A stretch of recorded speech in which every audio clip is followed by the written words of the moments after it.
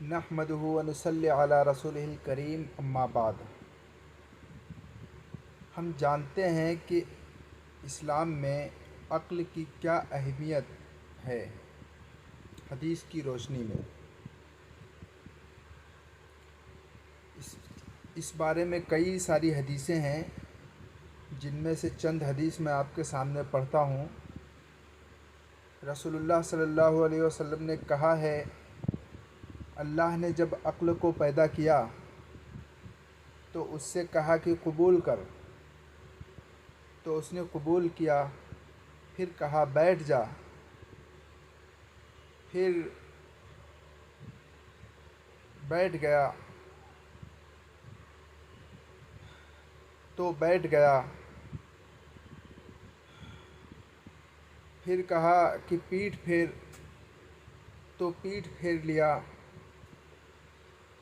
پھر کہا منطق کر، تو منطق کیا۔ پھر کہا خاموش ہو جا، تو خاموش ہو گیا۔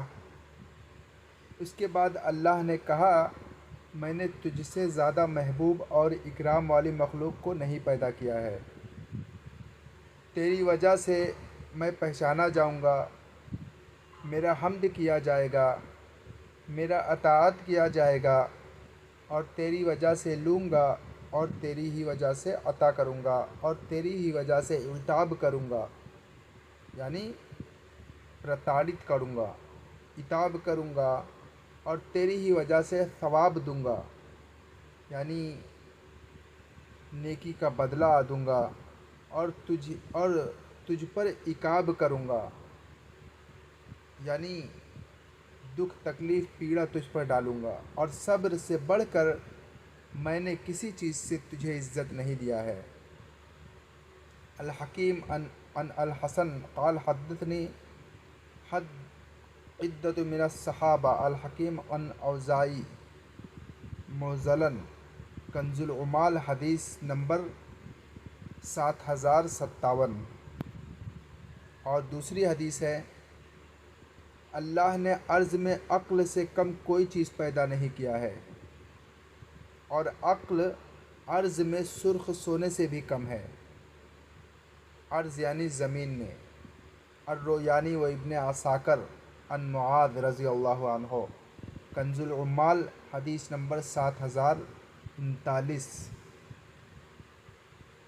اور ایک حدیث میں ہے، کسی مرء نے یعنی کسی نے بھی عقل کے مثل کچھ نہیں کمایا ہے۔ جو ہدایت دیتی ہے اپنے صاحب کو ہدایت کی طرف کرتی ہے، یا رد کرنے والے کے بارے میں رد کرتی ہے۔ بیہقی عن عمر رضی اللہ عنہ۔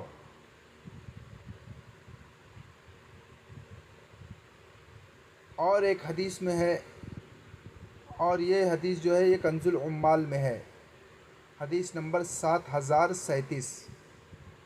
کسی مرء نے، رسول اللہ صلی اللہ علیہ وسلم نے کہا، کسی مرء نے یعنی کسی نے بھی عقل کے مثل کچھ نہیں کمایا، جو ہدایت دیتی ہے اپنے صاحب کو ہدایت کی طرف کرتی ہے، یا رد کرنے والے کے بارے میں رد کرتی ہے۔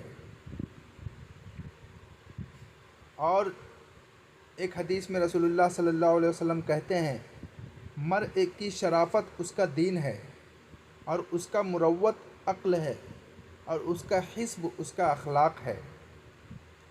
یہ حدیث کنز العمال میں ہے، حدیث نمبر 7035۔ اور اسی حدیث میں مسند احمد میں بھی نشاندہی کیا ہے کہ مسند احمد میں بھی ہے، حاکم میں بھی ہے، بیہقی میں بھی ہے، اور اس کے راوی حضرت ابو ہریرہ ہیں۔ رسول اللہ صلی اللہ علیہ وسلم نے کہا، مرء کا دین عقل ہے، جسے عقل نہیں ہے اس کا دین بھی نہیں ہے۔ یہ حدیث ابو الشیخ فی الثواب ابن نجار میں ہے، اس کے راوی حضرت جابر رضی اللہ عنہ ہیں۔ یہ کنز العمال میں حدیث نمبر 7033 پر بھی ہے۔ اور ایک حدیث ہے، یہ حدیث ہے کنز العمال میں حدیث نمبر 38027 میں، اے اللہ مجھے میرے کانوں میں، میرے بصر میں، آنکھوں میں اور میرے عقل کے ساتھ متا دے، اور انہیں میرا وارث بنا، اور اس پر میری مدد کر جو مجھ پر ظلم کرے، اور اس میں میرا انتقام کو ظاہر کر۔ اللہم متعنی بسمعی و بصری و عقلی، اے اللہ مجھے میرے کانوں میں، میرے بصر میں اور میرے عقل کے ساتھ متا دے، اور انہیں میرا وارث بنا، اور اس پر میرا مدد کر، اور اس پر میرا مدد کر جو مجھ پر ظلم کرے، اور اس میں میرا انتقام ظاہر کر۔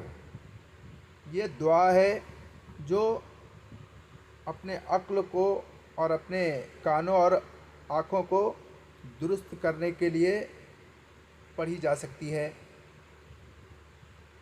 یہ بہترین دعا ہے جو بہت بہترین اور رسول اللہ صلی اللہ علیہ وسلم سے ثابت شدہ ہے۔